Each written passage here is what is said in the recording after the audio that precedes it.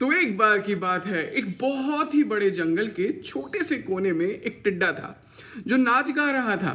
कभी किसी छोटे से पत्थर के ऊपर खड़े होकर नाचता, तो कभी किसी फूल की पत्ती को देखकर खुश हो जाता और खिलखिला कर गाता। तभी उसकी नज़र एक चींटी पर पड़ी। चींटी बहुत सारा खाने का सामान इकट्ठा कर रही थी। ये टिड्डा उस चींटी के पास पहुंचा, नाचता गाता हुआ, और उससे कहने लगा, हा हा, अरे चींटी रानी, क्यों कर रही हो इतनी मेहनत? बेकार है।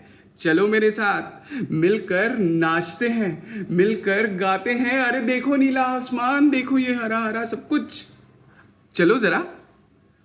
चींटी ने उसकी तरफ देखा और कहा, नहीं, मुझे बहुत सारी चीज़ें इकट्ठा करनी है। सर्दियाँ आने वाली हैं, और अगर सर्दियाँ आ गई तब तक सारा खाना ख़त्म हो जाएगा। नहीं नहीं, मैं जाकर चीज़ें इकट्ठा करती हूँ। मैं तो कहती हूँ कि तुम भी खाने का सामान इकट्ठा करना शुरू कर दो।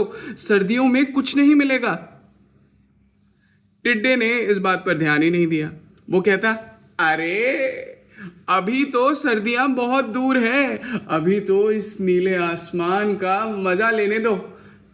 चलो जाओ, तुम अपना काम करो, मैं तो नाचता हूं और गाता हूं। और नाचता गाता वो गायब हो गया। चींटी को बुरा लगा कि वो मेहनत कर रही थी और उसका ये दोस्त टिड्डा नाच गा रहा था, लेकिन उसे ये चीज़ मालूम थी कि सही वक्त पर सही काम करना चाहिए। जब सर्दियां आईं तो एक रोज़ उसी चींटी के घर के बाहर ये टिड्डा आया, एकदम बेहोश।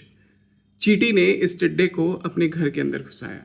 काफ़ी दिनों के बाद, उसकी सेवा करने के बाद, जब टिड्डे की आंख खुली और उसने चींटी को देखा, तो शर्मिंदगी से उसने अपनी आंखें झुका ली। तो बताओ दोस्तों, आपने इस कहानी से क्या सीखा?